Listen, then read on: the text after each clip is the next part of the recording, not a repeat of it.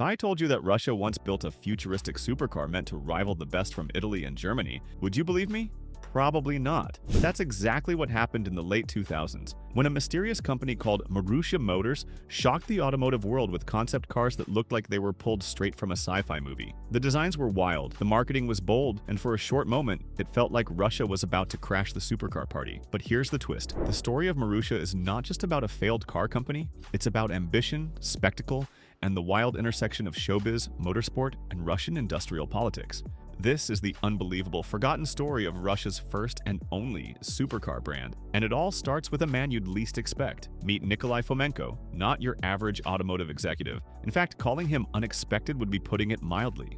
Before founding Marussia, Fomenko was a rock musician, a comedian, a TV personality, and a former race car driver. He competed in endurance racing in the 1990s, including events like the 24 Hours of Le Mans, and had an intense passion for performance engineering. But most Russians knew him from TV and stage, not pit lanes and gearboxes. In 2007, Fomenko made a decision that raised eyebrows across the Russian business world. He announced he was going to build Russia's first high-end performance car under the brand name Marussia, inspired by the female name Marussia, a classic Slavic name with deep national roots. Skeptics laughed, industry insiders rolled their eyes, but Fomenko wasn't joking. He gathered a small team of engineers, stylists, and investors, and just 1 year later, in 2008, he pulled the curtain off the very first Marussia B1, and the world took notice. The Marussia B1 didn't just surprise, it stunned. With its aggressive lines, mid-engine layout, and lightweight construction, the B1 looked like it belonged on the cover of a racing game or a Hollywood action film. This wasn't some slapped-together prototype. The body was made from composite materials, the interior featured a fully digital dashboard, way ahead of its time, and the company claimed performance that could rival Ferraris and Lamborghinis. But the truth was a bit more complicated. The B1 was powered by a 3.5-liter Cosworth 5.6, delivering around 300 to 420 horsepower depending on the version.